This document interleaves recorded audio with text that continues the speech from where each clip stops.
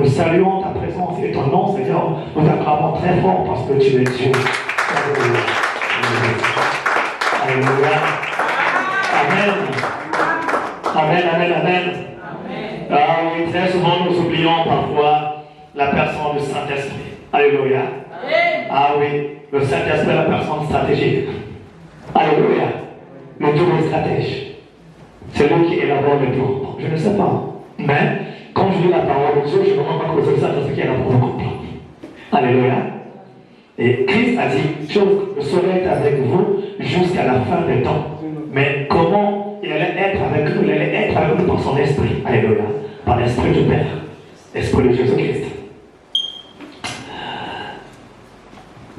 Que son nom soit sanctifié. Alléluia. Et il est important quand nous venons dans la présence de Dieu que nous puissions nous préparer en conséquence. Alléluia. Nos enfants de Dieu doivent toujours être prêts. Et il est là que le diable rôde comme un lion rugissant, cherchant qui dévorer. Vous voyez le lion, quand le lion est hors d'une cage, le lion rôde autour. Le lion parcourt les forêts, parcourt les zones, les savanes, les forêts ou les petites plaines pour rechercher la proie que le lion aura. Et une fois que le lion a repéré la proie, qu'est-ce qui va se passer? Il va élaborer une stratégie afin d'attaquer la proie et de la battre. C'est ce que le diable fait. Satan, c'est ce qu'il fait, c'est son domaine de compétence. Il erre par-ci et là pour regarder comme un lion qui n'est pas dans une cage, mais qui erre à gauche à droite, cherchant qui dévore, cherchant une proie facile, cherchant une proie, quelqu'un qui ouvrirait une porte, qui aura une faille afin qu'il puisse y entrer, et pour égorger et détruire. Et si nous avons cela en tête, je pense que notre prière montera. Alléluia. Si nous avons cela en tête, notre foi également montera. Si nous avons cela en tête, notre façon de percevoir les choses de Dieu montera. Ou montera, pardon. Alléluia. Et nous devons être conscients que le diable existe. Que nous devons être conscients que Satan est présent. C'est un être redoutable. Mais il n'est pas plus grand que notre Dieu, Jésus-Christ. Il est écrit que Christ a triomphé par la croix. Alléluia. De toutes les dominations, de toutes les puissances et autorités qui puissent exister dans les siècles présents et à venir, dans les cieux et sur la terre. Alléluia. Et quand nous avons cela en tête, notre prière monte davantage. Alléluia. Ce matin, nous parlerons d'un terme, d'un mot que nous connaissons tous, rédemption. Rédemption, que nous entendons très souvent. Christ est notre rédempteur, oui, notre rédempteur, mais comment? Quoi est le but, le projet de Dieu, ou comment? Alléluia. Des fois, nous employons les mots sans qu'on puisse y faire, mais prêtez attention à ces mots. Et nous entendons à chaque fois dans la parole de Dieu rédempteur, ou l'œuvre rédempteur, etc. Alléluia, tout le monde qui sait. Mais c'est quoi réellement cette rédemption et qu'en est-il de cette rédemption? Alors, par définition, la rédemption, le terme le plus simple, le plus court, c'est le rachat. Donc, la rédemption, c'est à peu près le rachat de l'humanité par Christ, par le sacrifice à la croix. Alléluia. Bon, la rédemption, c'est le fait que Christ est mort à la croix et ressuscité. Il faut toujours préciser, c'est important. Il peut mourir Christ, mais il n'est pas ressuscité. Notre Christ à eux, mais notre Christ à nous est mort et ressuscité. Il est important de le prononcer, de le déclarer. Lorsque nous sommes dans le combat spirituel, il est important de le prononcer et déclarer cela. Christ mort, ressuscité pour nous. Alléluia. Mort et ressuscité pour nous, parce que plusieurs personnes, j'ai suivi des documentaires. Vous savez que j'aime bien aller fouiller parfois dans des choses qui n'ont pas. Bon, c'est comme ça. Les documentaires, tout ça. Je suis allé regarder les documentaires où ils faisaient des recherches pour trouver, chercher le tombeau de Christ, là où il était, comment c'est passé. Plein de choses. Le Jourdain ou la piscine de Bethsaïda, tout ça. Plein de choses. Mais à la résurrection, c'est là où se trouve les clés.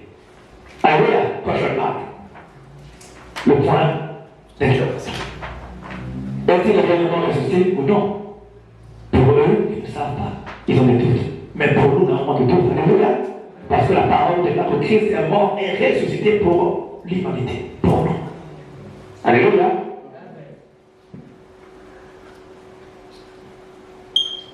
Donc, je vais par définition, la rédemption et le rachat, parle du rachat. Alléluia. Et la rédemption aussi, alors je dis, donc vient du concept rachat, donc du rachat, parce que le concept lui-même c'est quoi? C'est la rédemption ou le rachat, pardon, donc le rachat va parler de celui qui a perdu sa liberté. Alléluia. De celui qui a perdu sa liberté. Alors, on peut parler d'un prisonnier ou d'un esclave ou d'une personne endettée. Lorsqu'on est prisonnier, on perd sa liberté. Alléluia. Lorsqu'on est esclave également, on perd sa liberté. Pourquoi? Parce qu'on est soumis à un maître. Et lorsqu'on est prisonnier, on perd sa liberté parce qu'on est en prison. On est condamné pour quelque chose quelconque. Et lorsque on est aussi endetté, lorsque une personne est endettée, perd aussi sa liberté. Parce que il y a le créancier qui viendra à chaque fois, paye-moi ma dette. Tu me dois. Donc il va t'assujettir, il va dominer sur toi. Parce que tu lui dois. Donc il peut faire pour toi ce qu'il veut. Et il peut dire aussi ce qu'il veut. Tu ne diras rien parce que tu es endetté, parce que tu es soumis à cette personne-là. Alléluia. Soumis à cette dette. Et la rédemption, c'est ramener quelqu'un au bien ou racheter quelqu'un d'une situation qui le dépasse. C'est ramener quelqu'un au bien ou racheter quelqu'un d'une situation qui lui dépasse. Alléluia. Je peux prendre l'exemple d'une personne endettée. Lorsqu'on est endetté, eh bien, quelqu'un d'autre peut venir nous faire du bien. Qui dit, ben tiens, écoute, toi tu t'aimes de dette, ce que je fais, je t'épargne de ces dettes-là.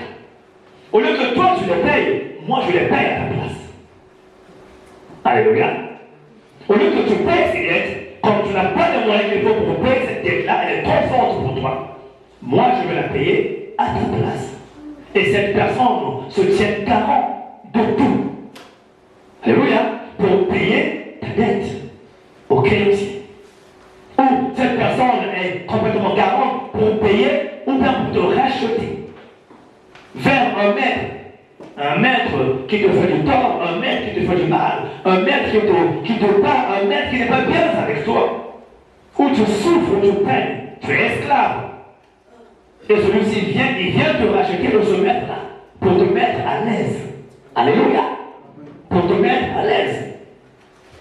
Et c'est pourquoi on parle de la rédemption. La rédemption, quelque part, nous met à l'aise. Alléluia. La rédemption nous met à l'aise. Parce que c'est Christ qui nous a rachetés par un grand prix, un prix inestimable. Il a payé le prix, il a donné sa vie afin que nous recevions sa vie. Que nous soyons libres. Nous étions esclaves par nos péchés, nous étions esclaves par tout ce que nous avons fait, mais lorsque Christ vient, qu'est-ce qu'il fait? Il vient nous racheter. Et le principe est qu'il nous rachète pour ne pas le rendre esclave, mais il nous rachète pour une liberté excellente. Alléluia. Donc, je veux dire que Jésus-Christ a racheté pour une liberté excellente.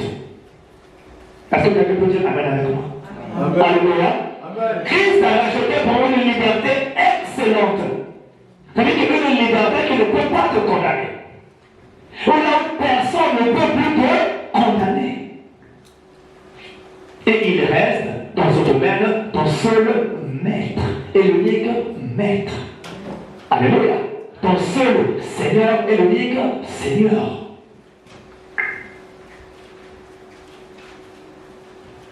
Et à partir de là, naît le concept de la rémission.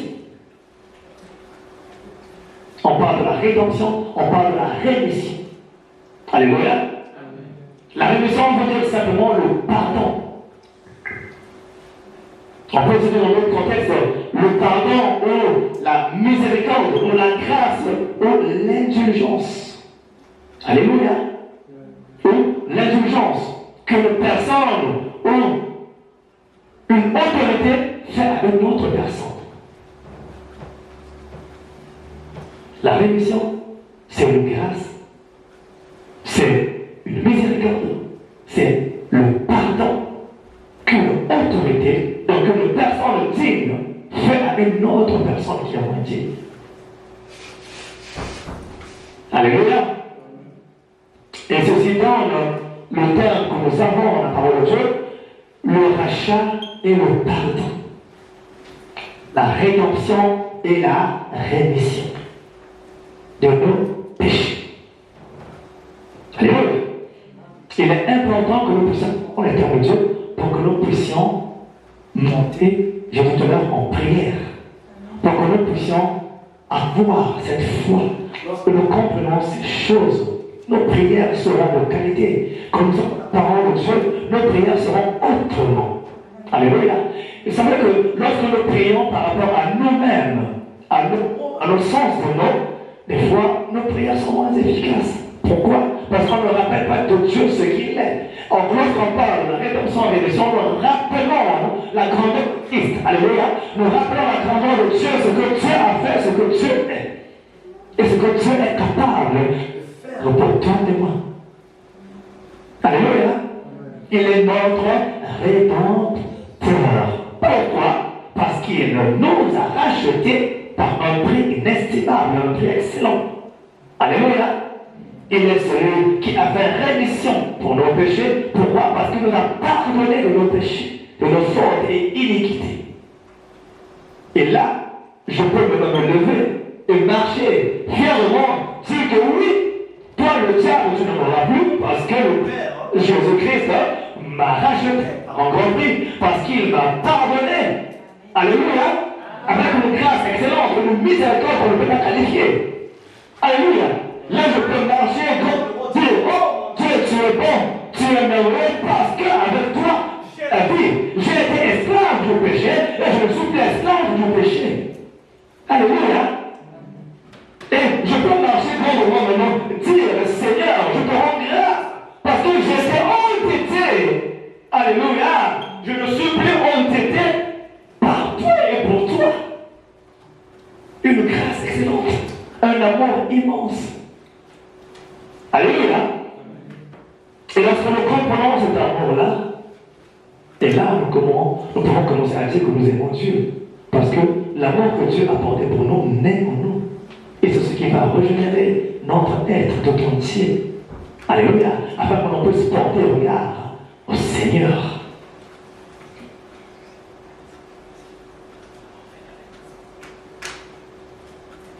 Colossiens.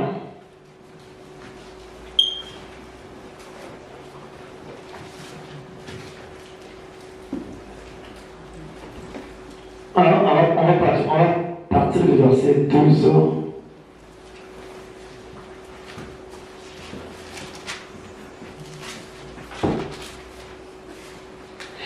Colossiens 1, à partir du verset 12. Nous dit quoi? On va le voir par rapport à la parole de Dieu.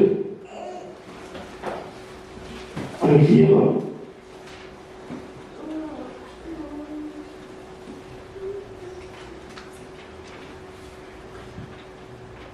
Colossiens 1, verset 12, quelqu'un peut lire? Colossiens 1, verset 12, je lis la parole du Seigneur. Amen. Rendez grâce au Père qui vous a rendu capable d'avoir part à l'héritage des saints dans la lumière. Amen. Je t'arrête là, s'il te plaît. Reviens. Rendez grâce à qui? Au Père. Rendez grâce au Père. Alléluia. Amen. Et qui a fait quoi? Qui vous a rendu capable d'avoir part à l'héritage des saints dans la lumière. Alléluia. Il nous a rendu capables de voir part à l'héritage des saints dans la lumière. Pas dans les ténèbres, mais dans la lumière. Pas dans l'obscurité, mais dans la lumière. Alléluia. Et nous devons comprendre que Christ nous a franchis pour la lumière. Ah, tu es enfant de lumière. Amen. Tu es enfant de Dieu. Lumière. Tu es enfant de Lumière.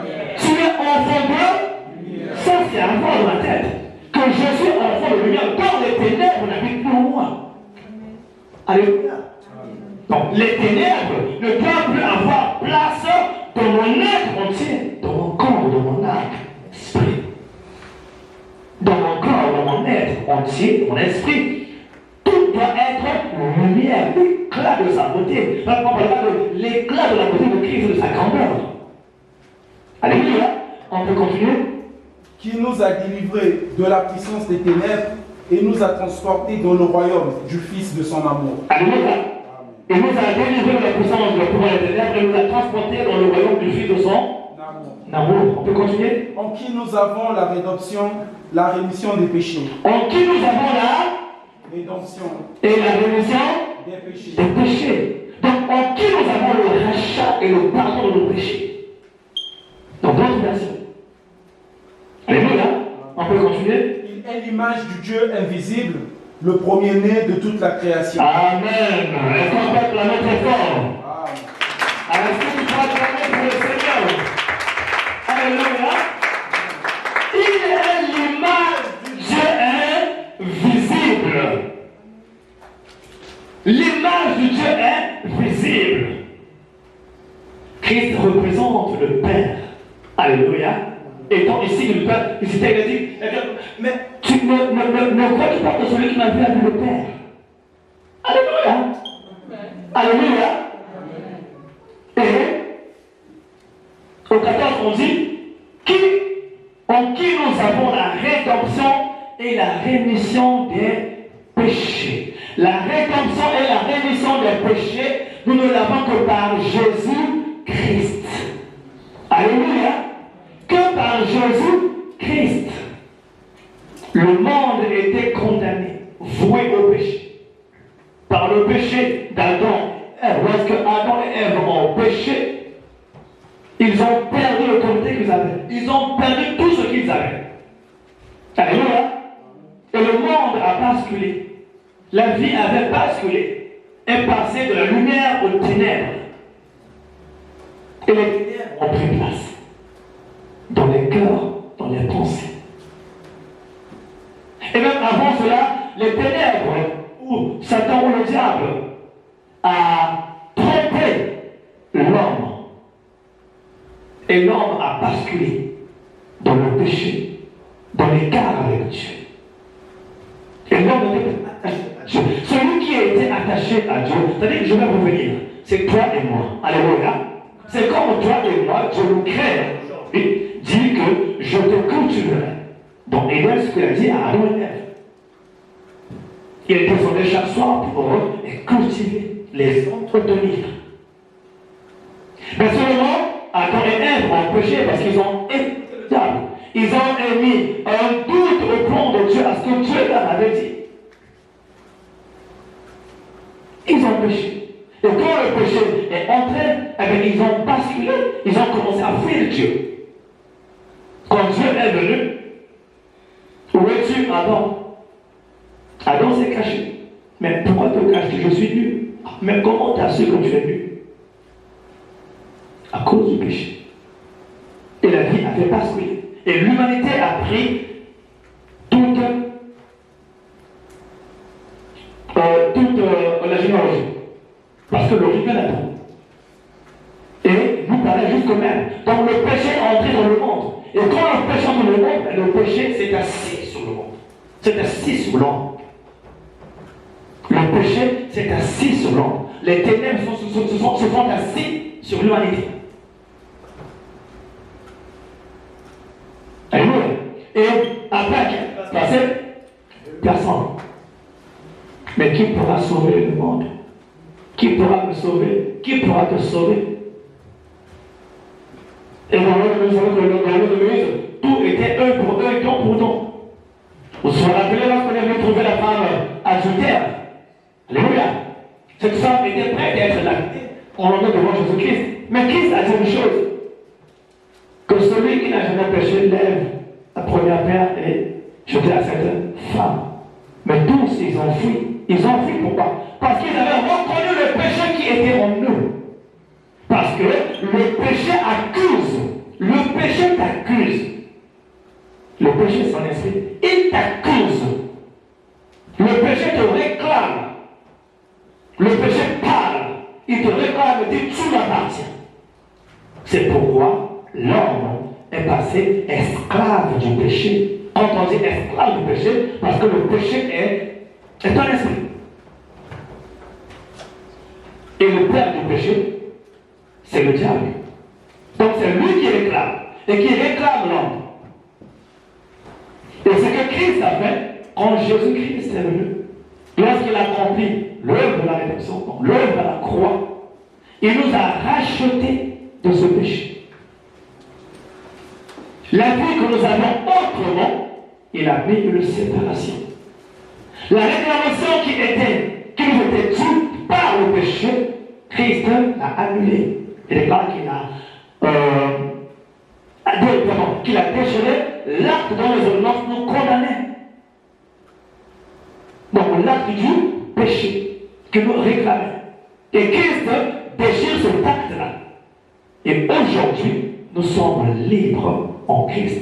Donc, si tu n'as pas Christ, tu es condamné par le péché. Tu restes encore esclave du péché. Si tu n'es pas avec Christ, tu restes encore sous la domination d'un maître qui est le mal.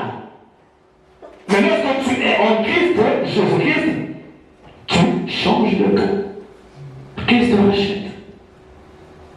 Et quand la Bible dit qu'il a donné sa vie pour l'humanité tout entière, alléluia, Christ a accompli l'œuvre de la rédemption pour l'humanité tout entière. Pas seulement pour toi et moi. Alléluia. Pour l'humanité tout entière. Mais tu n'as qu'une seule condition, que la personne, que chaque individu accepte la grâce que Jésus-Christ a faite. Alléluia. Lorsque la personne accepte la grâce que Christ a faite, eh bien la personne change de corps. Passe des ténèbres à la lumière. Passe des ténèbres à la lumière. Voilà pourquoi il dit que rendons grâce au Père que nous a rendu capable de participer au lot des saints de la lumière. Et c'est ce que nous sommes, enfants de Dieu, en Christ. C'est pourquoi nous pouvons parler, nous pouvons prier, nous pouvons ordonner au nom de Jésus-Christ. Alléluia. Parce que si nous ne sommes pas avec Christ, on ne peut pas avoir le pouvoir dans le nom de Jésus-Christ. On pourrait dire, au nom de Jésus, ça n'aura pas d'effet. Alléluia. Ça n'aura pas d'effet.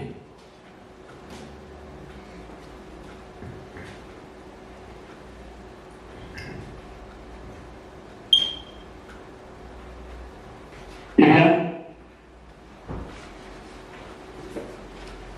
alors, le rachat et le pardon nous donnent, on va aller dans Hébreux 9, le verset 8 à 18. Je pense que je m'arrêterai par là avec le temps. Hébreux 9, le verset 8 à 18. Je rappelle ces choses, bien aimés, pour que notre foi soit active aussi. Pour que lorsque nous abordons aussi des gens, que nous leur parlons réellement. Parce que généralement les gens demandent, mais je suis bien là où je suis, mais on voit ton Jésus m'est utile. Il faut m'expliquer. Oh, mon Jésus à moi t'est utile. Parce que tu es bien. Je pense que tu es bien, mais tu es dans la mort. Tu es dans le péché. Tu es dans la condamnation et tu es esclave de ce monde. Mais avec Christ, tu es en liberté totale. Donc, Hébreux 9, le verset 8 à 18. Oui. Hébreux 9, du verset 8 au verset 18, je lis la parole du Seigneur. Le Saint-Esprit montrait par là que le chemin du lieu très saint n'était pas encore ouvert, tant que le premier tabernacle subsistait.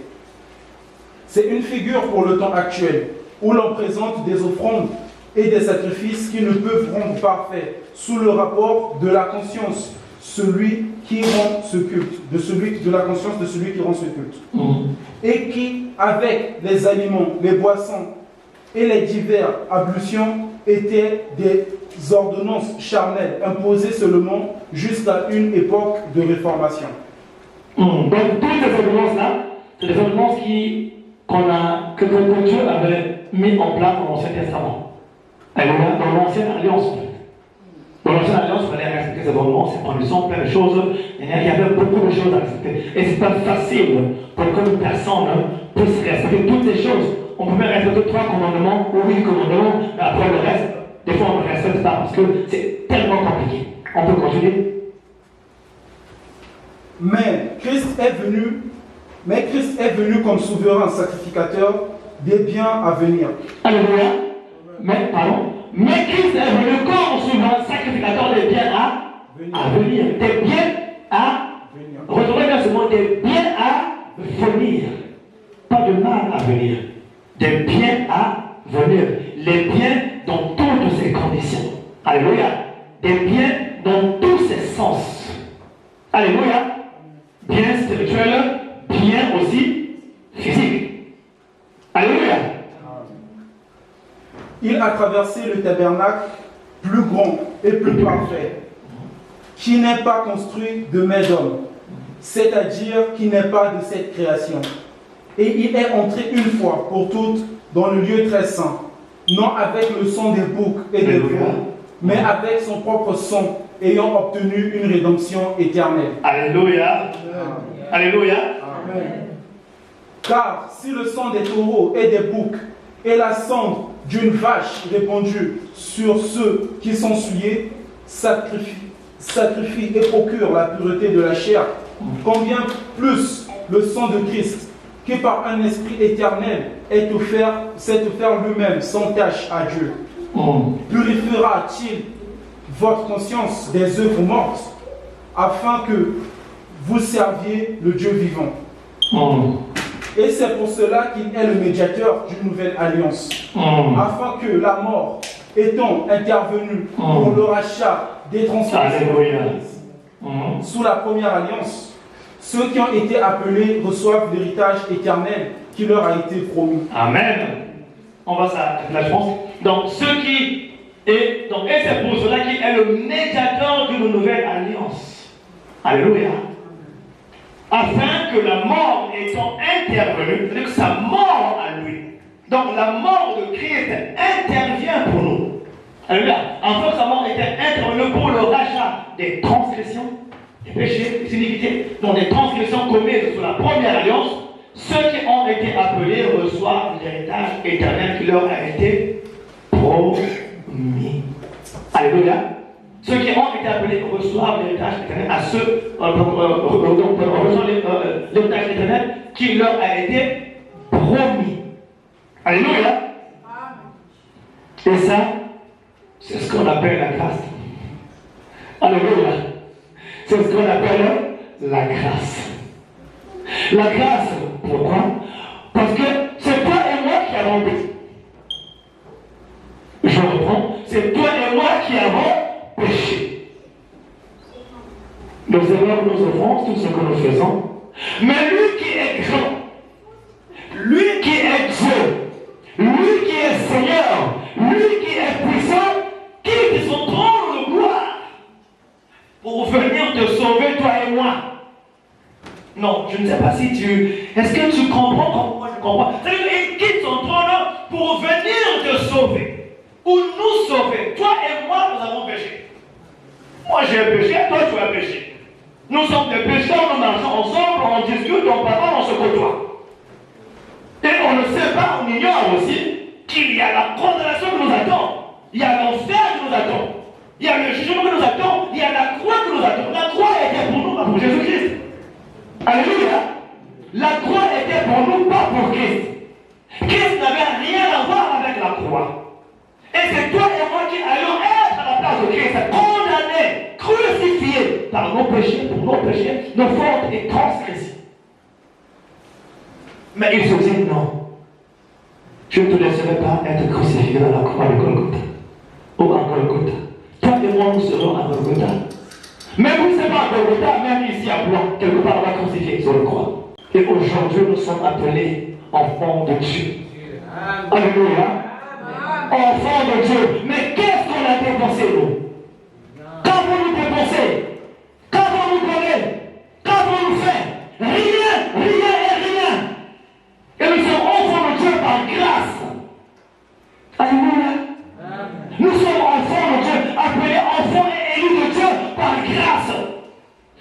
Satan se promène. Oui, il faut être fier de dire, je suis enfant de Dieu, je suis le Christ, j'appartiens à Christ.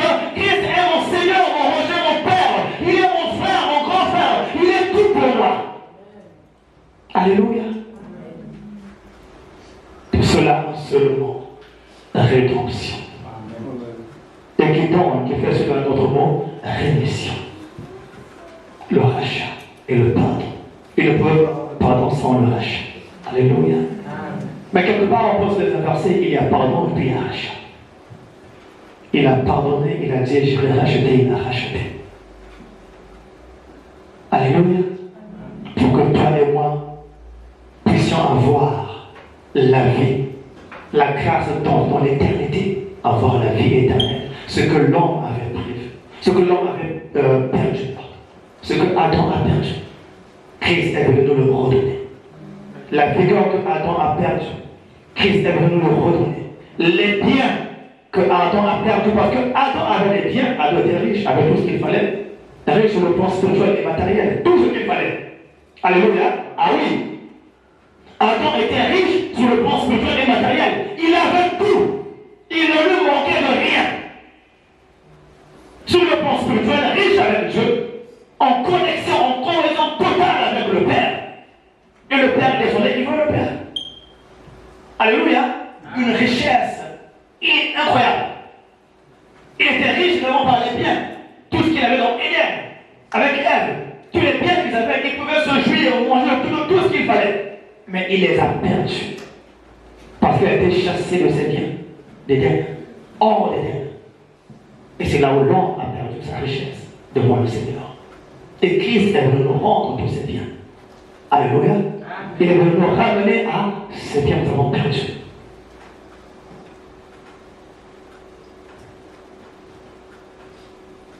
Et en regardant par là, j'aimerais dire te dire une chose, que tu comprennes que